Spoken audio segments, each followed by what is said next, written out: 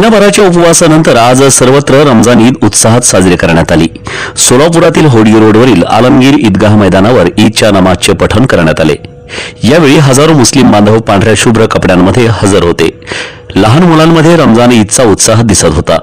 आबालवृद्धांनी एकमेकांची गळाभेट घेऊन शुभेच्छा दिल्या। शहर काजी मुफ्ती सय्यद अमजद अली काझी यांच्या मागे मुस्लिम बांधवांनी सामुदायिकरित्या नमाज अदा केली। तत्पूर्वी उपस्थित समुदायासमोर मुफ्ती अमजद अली काझी यांचे प्रवचन झाले।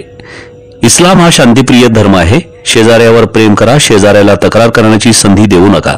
आपल्या वागण्यात नम्रता आणि शालीनता जोपासण्याचा प्रयत्न करा। आपल्यामुळे दुसऱ्याला त्रास होईल असे कृत्य करू नका, असा उपदेश मुहम्मद पैगंबरांनी मुस्लिमांना दिला आहे। हा उपदेश मुस्लिमांनी अंगीकृत करावा, असा संदेश अमजद अली काझी यांनी दिला। पुढे बोलताना शहर काजी म्हणाले, काही विघ्नसंतोषी समाजकंटक मशिदीबद्दल गैरसमज पसरवण्याचा प्रयत्न करत आहेत। त्यांना प्रत्युत्तर म्हणून मशिदीचा परिचय करून देण्याची जबाबदारी प्रत्येकावर आहे। नमाज आणि अल्लाहच्या उपासनेबरोबरच मशिदीतील अतिरिक्त जागेवर शिक्षण आणि विज्ञानाचा प्रसार व्हावा, अशी अपेक्षाही शहर काजी यांनी या प्रसंगी व्यक्त केली।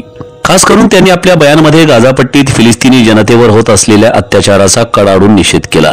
निष्पाप फिलिस्तीनवर अत्याचार करणाऱ्या इस्रायल आणि अमेरिकेच्या उत्पादनावर बहिष्कार टाकून स्वदेशी उत्पादनाचा स्वीकार आणि भारत देशाची आर्थिक स्थिती मजबूत करा, असा मोलाचा संदेशही यावेळी शहर काजी यांनी दिला। या प्रसंगी ईदगाह परिसरात पोलिसांचा चोख बंदोबस्त लावण्यात आला होता। ईदगाह परिसरात बंदोबस्तासाठी तैनात असलेल्या पोलीस अधिकारी आणि कर्मचाऱ्यांनी मुस्लिम बांधवांना ईद निमित्त शुभेच्छा दिल्या। शेवटी मुफ्ती सय्यद अमजद अली काझी यांनी विश्वशांतीसाठी अल्लाहकडे प्रार्थना केली।